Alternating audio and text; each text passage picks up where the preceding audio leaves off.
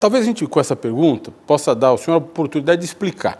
O senhor e sua equipe conceberam um arcabouço fiscal cuja finalidade é limitar teto de gasto, né, criar novos parâmetros de teto de gasto, zerar o déficit no ano que vem e, ao mesmo tempo, permitir que o presidente Lula dê novo sentido, ou recobre o sentido de direitos sociais no Brasil que nós não víamos afirmados Sim. desde o impeachment da presidente Dilma. Como é que o senhor vai fazer essa mágica? Olha, excelente pergunta, Valfredo. Primeiro o seguinte, o chamado arcabouço fiscal, né, que é a regra fiscal,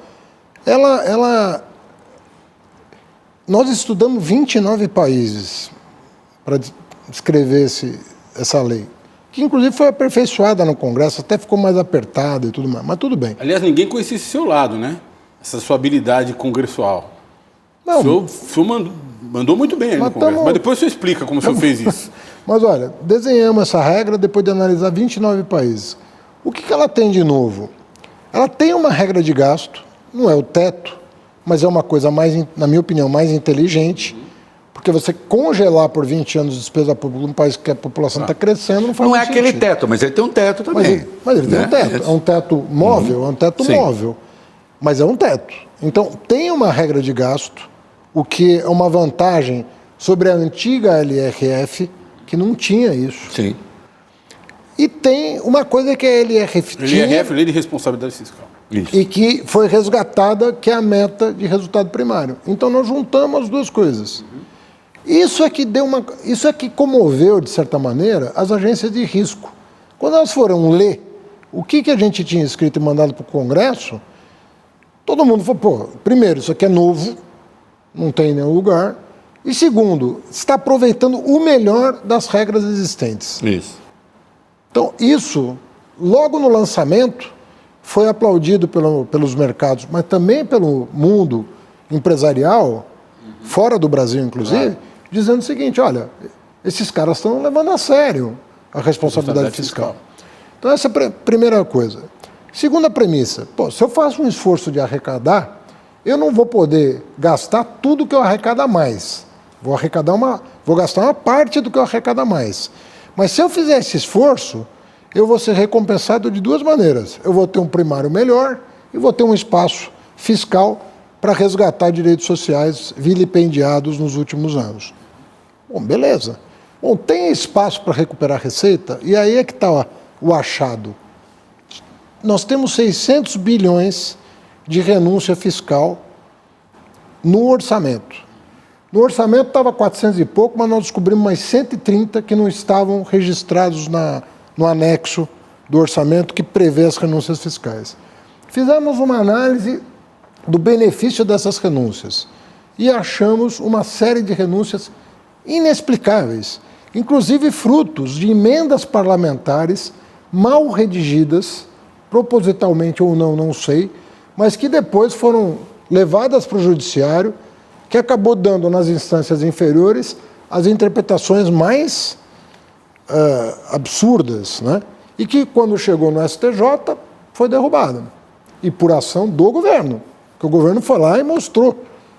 Nós mostramos a conta. O senhor foi despachar, os jornais deram conta, o senhor foi despachar pessoalmente com o ministro do STJ. E fui despachar no Supremo Tribunal Federal e fui despachar com o André Mendonça, que nem é um ministro, foi indicado pelo Bolsonaro, e ele foi sensível porque era tão escrachada a conta.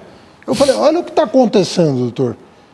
E todo mundo fala, não despacha com o André, ele é bolsonarista. Eu falei, mas querida, como é que ele vai recusar ver essa conta aqui? Não tem como. O ministro Supremo. E aí nós ganhamos 3 ações, você que é advogado e com muita reputação aqui em São Paulo, coisa julgada, PIS/COFINS de instituição financeira, subvenção de custeio. Só essa conta aqui nós estamos falando de mais de 100 bilhões de reais. Aí é aquele escândalo do CARF, que foi a privatização da Receita Federal. Aquilo é inacreditável. Empate para o contribuinte, sem o direito da Fazenda recorrer para o Judiciário. 3 anos... Só para quem não sabe, desculpa, ministro, é um conselho administrativo para o cara que tem que pagar imposto, que está lá, está devendo imposto, ele pode recorrer a esse conselho administrativo. Já tem um exotismo que tem uma paridade. Os que representam os contribuintes e os que representam o governo, meio a meio. em 2020, né? Mudaram a lei, no caso de empate é pró-contribuinte, ou seja, quem deve decide não pagar e parece tudo bem. Coisa 60 bilhões, é isso? 50 bilhões por ano. Por ano. E o pior, em caso de empate é pró-contribuinte. Pró-contribuinte. E a União não pode recorrer ao Judiciário. Agora, se porventura o contribuinte perder, por unanimidade, ele pode recorrer. Pode recorrer. Não, é impressionante. Bom, só lembrando ao CDE, o ministro... Mandou uma carta. O CDE mandou uma carta, né? Disse assim, não, assim não é possível. Né? Isso não. E assim, se continuar assim, vocês não entram aqui. Vocês não entram aqui. Né? As entrelinhas, é tipo assim, ó, resolvam esse problema antes de vir conversar com a gente. Bom, fizemos esse trabalho, e você que é advogado, você pode imaginar o que foi o trabalho do Messias, da Simone e meu trabalho de irmos ministro a ministro falar, olha, isso aqui está o caos, vamos botar ordem nisso. Então, a ministra do Planejamento e o ministro da Advocacia Geral da União. Aí, no Congresso, nós fizemos o mesmo périplo. Explicamos para o Arthur, para os líderes, para o Pacheco, para os líderes, o que estava em jogo. E começamos a botar ordem, tanto no Legislativo quanto no Judiciário, afinar e harmonizar os poderes para que nós pudéssemos atingir um resultado. Nós temos uma chance, eu não estou dizendo, eu não gosto de ficar batendo bumbo quando não terminou o 15º round ainda. Nós temos um trabalho pela frente que é agora dar forma para essas vitórias judiciais, nós temos que dar forma legal, temos que contar com o Congresso Nacional, vamos ter que explicar para o Congresso Nacional o que nós estamos falando. Isso vai ter que ir junto com o orçamento, que é uma exigência legal, é que eu não possa prometer equilíbrio fiscal sem dizer como esse equilíbrio vai ser atingido, inclusive com cálculos minuciosos dos técnicos da Receita que assinam pareceres, que inclusive vão para a TCU, para órgãos de controle. Portanto, é tudo preto no branco, não tem essa questão. Sabe, não tem nuance, a conta tem que estar lá. Então, o nosso desafio não é só mandar a peça orçamentária dia 31 de agosto, como demonstrar matematicamente que o resultado é alcançável. E se isso acontecer, Alfredo, você vai ver esse país entrar num ciclo de desenvolvimento sustentável, virtuoso, e nós vamos ter um crescimento que a gente não vê há muito tempo, nós vamos ver uma taxa de juros cair como há muito tempo não se vê, né? E no caso da taxa de juros a gente viu há pouco tempo uma taxa muito baixa, mas que trouxe problemas. Eu quero uma taxa de juros baixa que não traga a inflação de volta. Ministro, as mães de Nás dos mercados, como eu brinco, são as mais caras de pau de todas. Porque eu não sou economista, não sou jurista, mas um pouco de lógica eu entendo e também e contrasto fatos. É como meteorologia há 20 anos. Isso, porque fica assim, eu lembro quando teve a PEC da transição, que você negociou a PEC da transição, eu sei quanta porrada eu tomei por causa disso, inclusive de amigos, né? Às vezes um texto, uns por aí era eu, né? Mas, enfim, tudo bem. Essa coisa, uns por aí sou eu. Dizendo, não, a PEC da transição, agora tudo danou, e até eu escrevi outro dia na Folha, disse, eu vi na PEC da transição uma alternativa para o futuro. Na verdade, você vai equacionar problemas do governo que está terminando, você arruma a equação para o próximo governo e ainda começa a testar a formação de base. Eu achei genial a PEC da transição. Achei mesmo, escrevi à época, contemporaneamente escrevi. Previram o caos, bom, o caos não aconteceu, como a gente está vendo, não aconteceu. Teve gente até que falou impeachment, com 3 meses de mandato. Vai ser o caos. Então, não aconteceu. Agora, nós, neste momento, se fala assim, não vamos conseguir o resultado fiscal neste ano e o déficit zero ano que vem também não, porque justamente a Receita não vai responder. Sim. Embora tenha aí uma margenzinha de 0,25 para mais, para menos e tal. Nós vamos conseguir, tá? Estou aqui junto, nós vamos conseguir o resultado desse ano que vem. Mas caso não consiga, isso é um grande trauma que desmonta a tese do arcabouço? Então, primeiro assim, dia 12 de janeiro, disse que a gente ia, esse ano, atingir alguma coisa em torno de 1% de déficit, contra a peça orçamentária que dizia que ia ser 2,3%. Eu falei, eu não vou deixar... O que deixava os editorialistas empolvorosos. Eu falei, eu não vou deixar isso acontecer. Teve uma briga sobre remuneração, eu não vou deixar isso acontecer e eu vou mirar 1% de déficit. O pessoal do Tesouro acredita que isso é possível este ano, atingir alguma coisa em torno de 1% de déficit. Muito bem. E o ano que vem, com essas vitórias, que eu não sabia que nós teríamos essas vitórias, mas eu sabia que a chance era grande contra o que as pessoas em geral diziam, inclusive os juristas diziam, vão perder. Bom, vão perder, deu 9-0 no STJ, né? Vão perder, deu 10-1 no STF. Não contavam com a qualidade dos advogados do governo. E com a boa tese, claro, porque com a boa tese, as teses eram boas.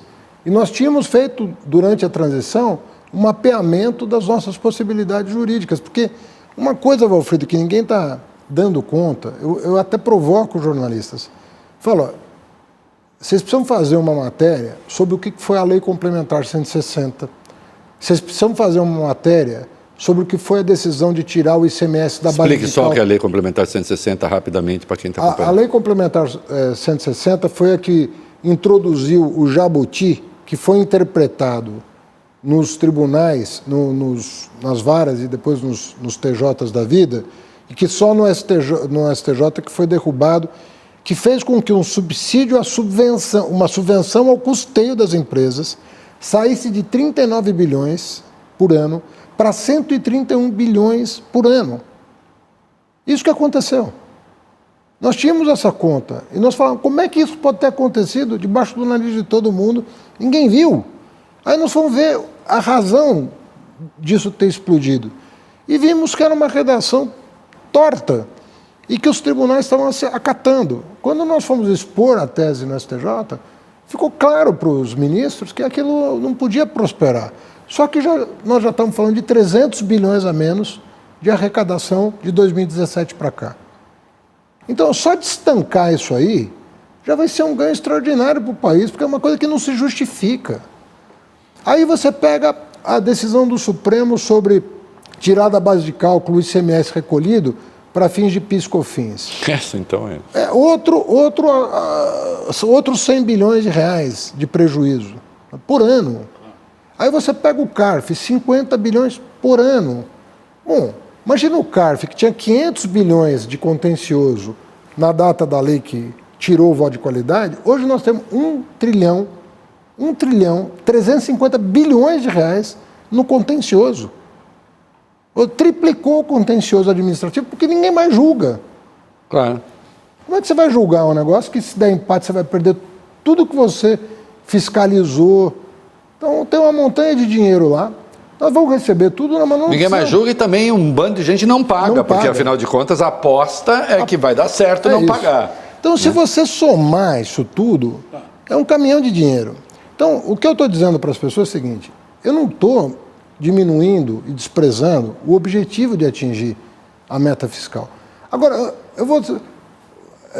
É engraçado o seguinte, se eu propusesse alguma outra coisa, eu ia estar sendo criticado por mirar um déficit o ano que vem. Aí iam falar, pô, o Haddad está mirando 0,5% de déficit. Não é para valer esse governo. Esse governo é responsável. Agora eles estão dizendo, não, ele mirou certo, mas ele não vai conseguir. Bom, a imprensa tem que escolher uma tese, entendeu? Não dá para você deixar o gestor entre a cruz e a caldeirinha e dizer, você não tem... Qualquer tese que você escolher, você vai levar pau.